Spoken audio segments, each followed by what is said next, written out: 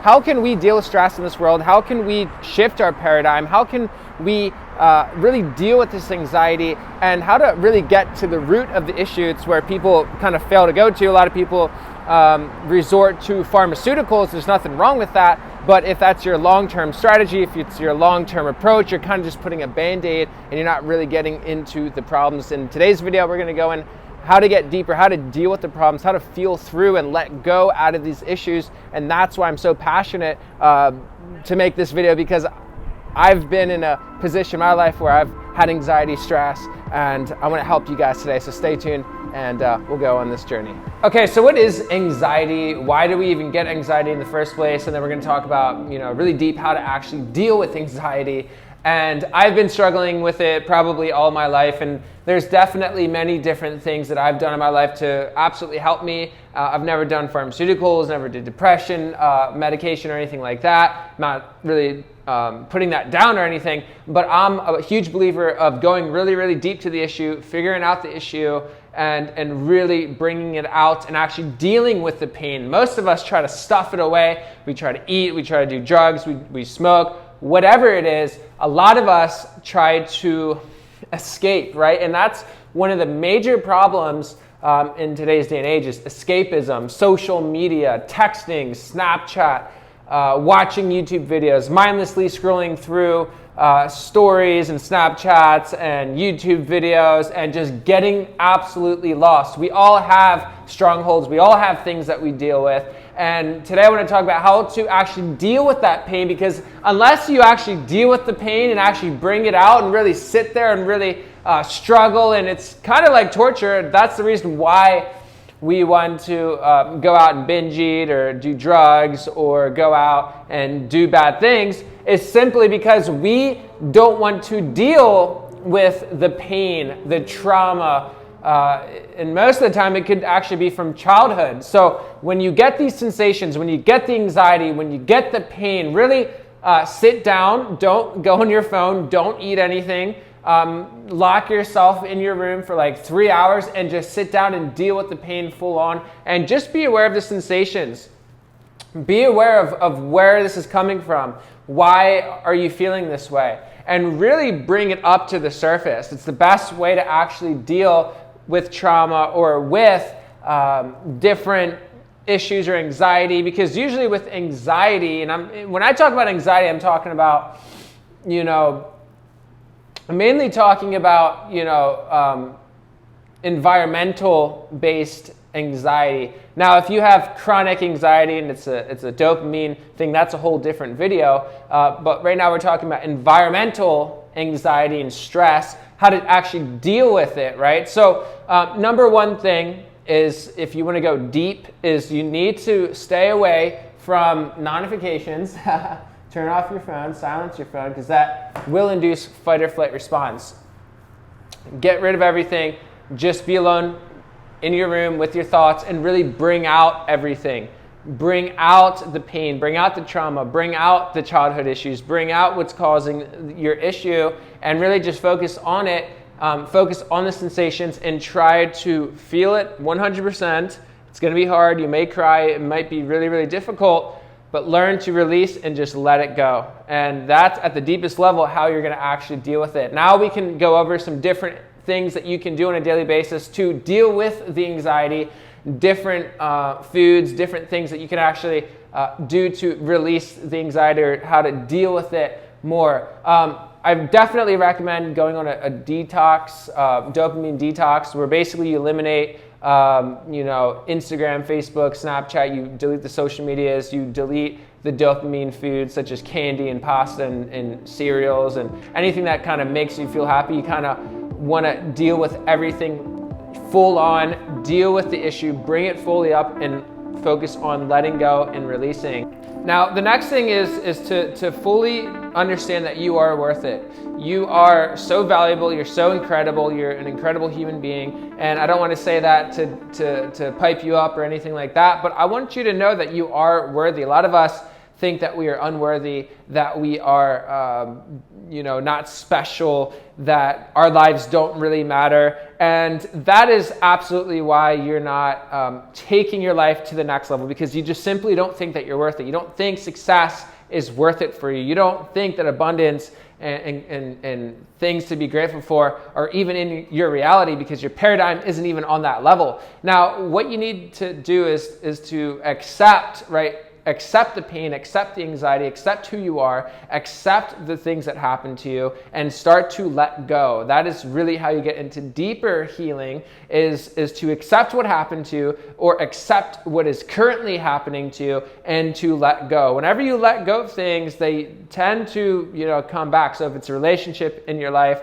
and you're really, really needy and you really need someone. I mean, when in your life did you really, really, really want something, and you were putting so much emphasis in needing something, and it kind of just didn't happen, or that person kind of rejected you, or they didn't respond to you? It's really the same thing with all areas in life. As soon as you begin to let go, that person or whatever it is in your life will actually come. If you're really needy for income, and you're really, we've all seen those people online where they're like really trying to sell you on something, they're really trying to get you to buy something, and it just comes off as desperate. This happens to so many people in relationships, with income, with health, where they're in a very desperate spot in their life, and they're wondering why they're not getting the results. It's because they're in that low vibration frequency of desperation. Anytime that you're resonating in a low form of, if you're ever resonating in low frequency, you tend to be more desperate. You tend to vibrate at that desperate level, and that is, you're never going to get what you want if you're trying to go upstream, if you're trying to force something.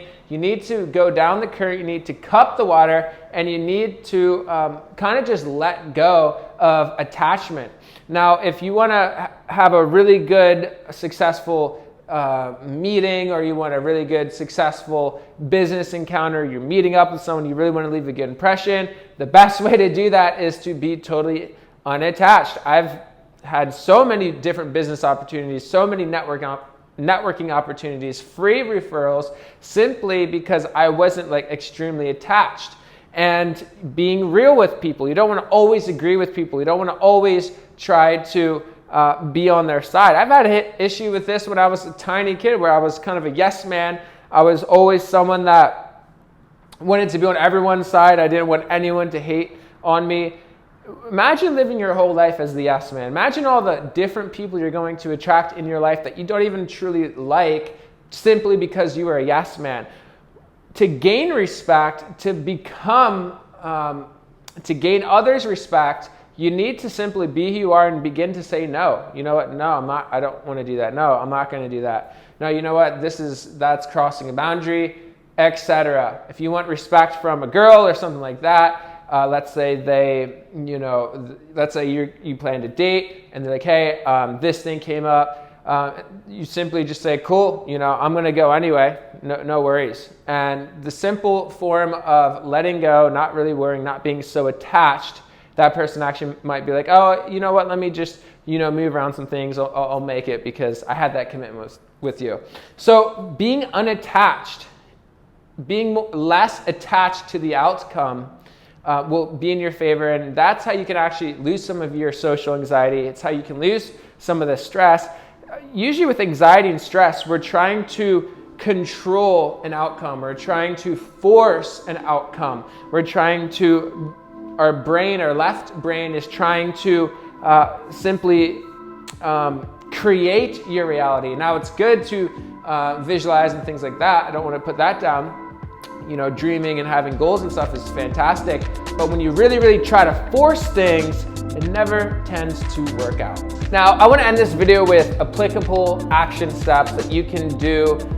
These are going to be less mindset oriented, and they're going to be less deep inner work oriented, more on what you can kind of do to escape in a way that's not drugs and not pornography or social media. These are going to be other coping mechanisms, natural coping mechanisms that, and I'm tripping up on my words right now, but real coping mechanisms that are natural based, that are organic, different practices that you can do to kind of shift the the flight or fight response.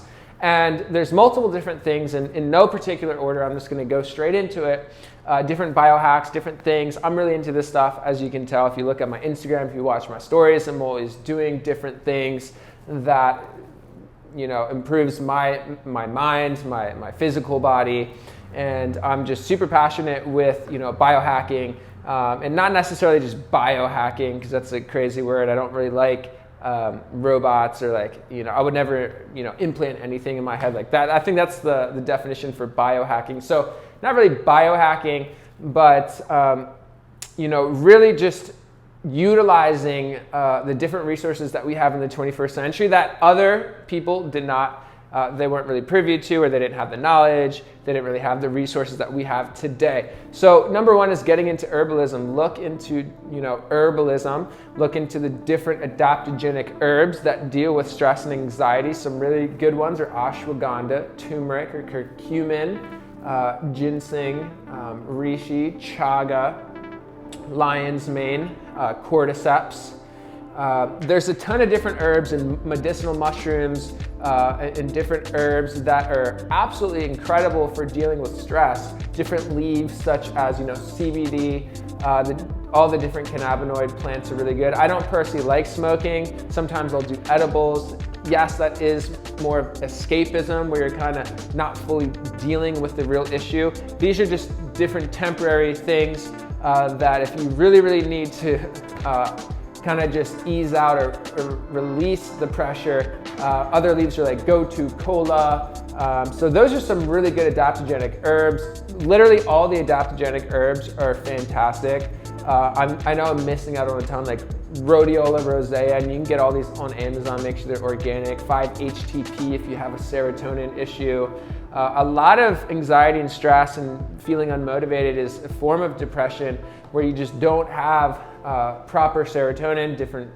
The chemicals in your brain are all fucked up. The best way to do that is to get off the coffee, get off the stimulants, get off the weed, get off the alcohol, literally get off of everything. Go on a dopamine detox, do a 3-day water fast, and it's going to reset your brain, it's going to reset your levels. But in the meantime, you can get on things like ashwagandha, 5-HTP.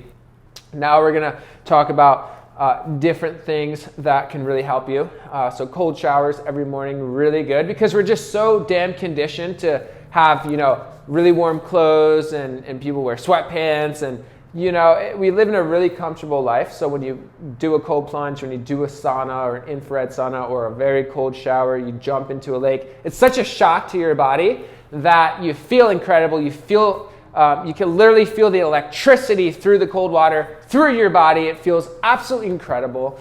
And just thinking about it is incredible. Going under a waterfall, like a glacier waterfall, is one of the best things ever. Literally just activates everything. You're wide awake. So different environmental stress, like even running, walking, like I said earlier, saunas and infrared saunas. These are all incredible hacks to kind of release the cortisol. And you want to make sure you're sweating, getting proper vitamin D3 from the sun. 30 minutes to an hour a day minimum of sunlight is going to not only increase your immune system, but it's going to make you feel absolutely incredible. Getting different things in your environment that make you kind of deal with stress better. I used to have a really nice fountain, and just the sound of water is just incredible. Optimizing your environment, getting toxic people out of your life, rebounding. There's a rebounder over here. I don't know if you can see it. But rebounding, getting up and down, doing that lymphatic drainage, jump rope, all these things are going to absolutely help you. Meditation, prayer, reading the Bible, all these things are going to absolutely help you with anxiety and stress and worry. And leaving off this, ending this video here, I hope that you guys got at least some tools, some different ways of looking at things that can really help you in your life, and really going to the root of the issue, feel the pain, start to like the pain, and start to release until you're never gonna actually get over stress and anxiety. We're always gonna have this. It's just through our evolution. It's just, installed in us. But there's different ways that you can deal with it and release the pain, release the trauma, whether something happened to you as a kid, whether there's things happening to you right now.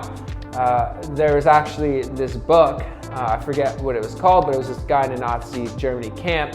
Everyone was dying, but he had, even though he was in a prison, he was in paradise because he was able to actually be content with where he was. He was able to be content and happy with who he was, and he kind of let go, but he had that inner heaven within him and that inner state of peace and happiness and abundance, and it's actually sitting right within you. It's within you right now. Learn to let that out. Learn to get more sober. Learn to have natural buzzes by eliminating all the things that cause fake dopamine. Your brain doesn't know the difference between crappy dopamine and really good dopamine. The great dopamine is being sober, getting very hydrated, getting on superfoods, meditating, deep breathing. That is the best form of dopamine, and that's where you get these dopamine drips throughout the day. You feel incredible just being sober. It's my personal goal in this life is to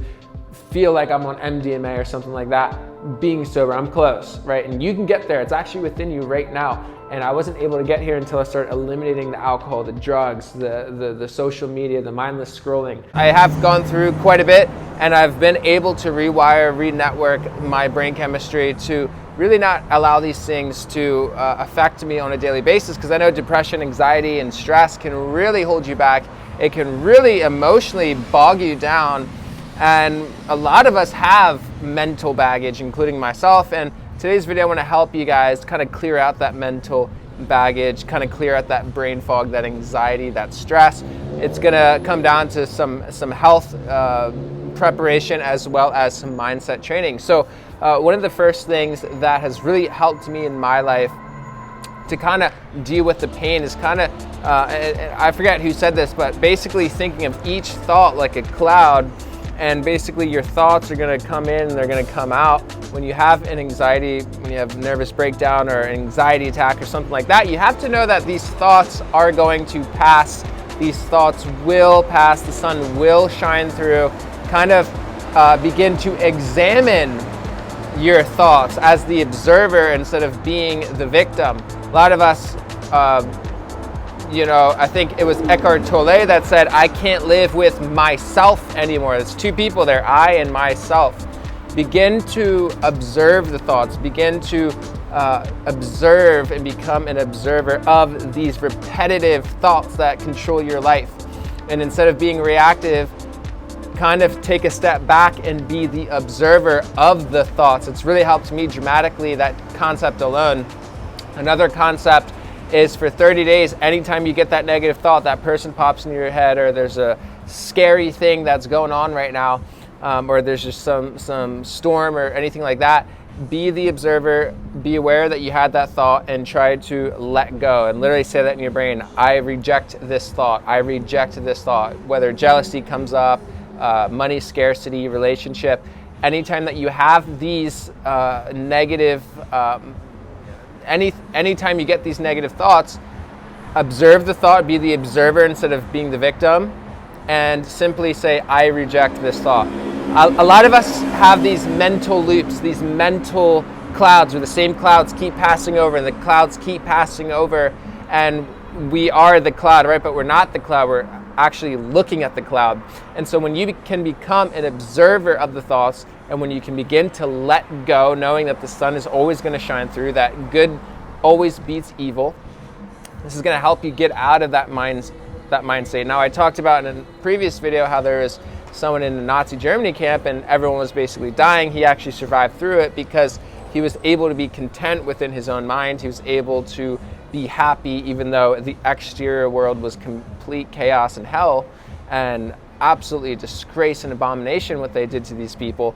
But he had that inner fortitude to remain present and to be grateful with what he did have, which was his mind, which can reach some insane, amazing places.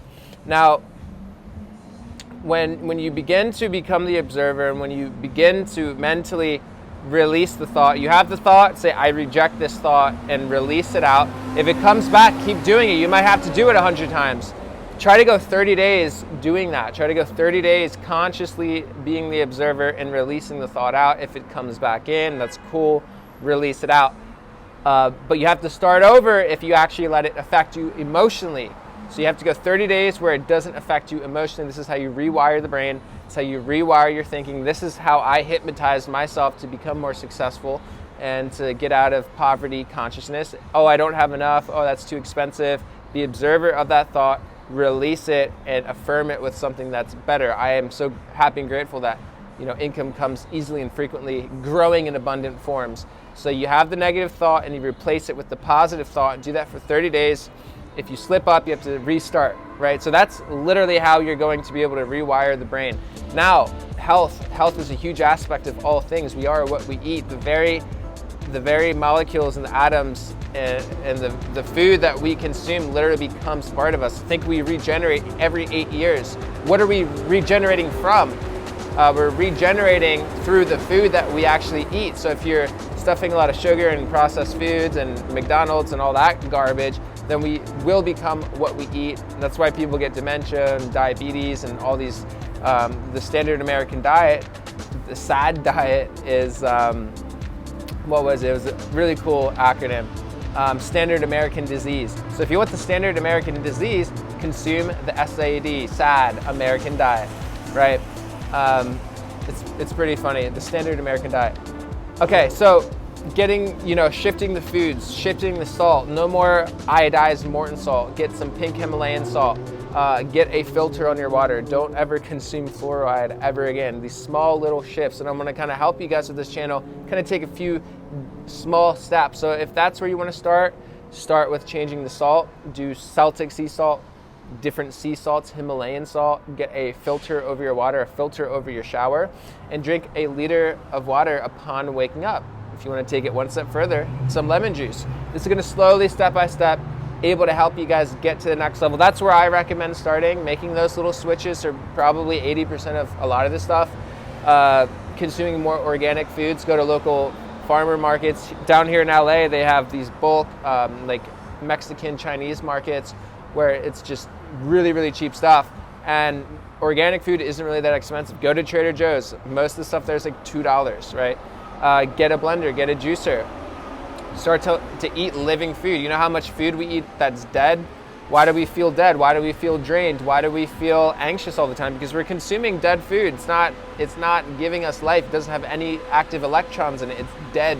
So we want to consume more electron-based food, spinach, kale, high vibrational foods, spirulina, cucumber, apples, right? Ginger, lemon, beets, arugula, Swiss chard. I mean, consuming more of these living, high vibrant, colorful foods are going to not only allow us to look better. When we look better, we feel better. When you feel incredible, you just resonate, and people want to be a part of your mission. So your environment is everything. Your environment, who you surround yourself with, the things in your environment are so important, and they do so much, and they precipitate good vibes, quote unquote, energy, right? It sounds a little bit woo-woo, but changing your environment, switching it up, getting different things in your environment are so important if you want to declutter your mind. You can do this through, salt lamps, crosses, different things, frankincense, rocks, stones, plants, high vibrational things. I love having plants. I have so many plants in my house, and it makes me just feel really good. Having water sounds, having different things are so important. If you're in a toxic relationship or if you're in a toxic environment, it is so important to do yourself a favor and to get out of that state. I was, quote unquote, in a toxic environment where I was just around friends that weren't necessarily the most ambitious, which was fine because we were young. Most people aren't on that level. Most people don't have that type of drive that young, which is totally cool. I totally understand it. I'm not putting them down at all. But for me, I was just super ambitious, super motivated, and it made sense for me to come out to LA because I was just on a different vibe than everyone else. When I came out here, everything basically escalated. I'm not saying for you to move, because you should actually create the best ripple you can in your spot. But if you're in a super toxic environment, if you're not moving forward, if you've been doing what you're doing for 5 years, nothing really happened, it's time to do something new. It's time to change your environment. It is time to be a mad scientist and experiment with something new.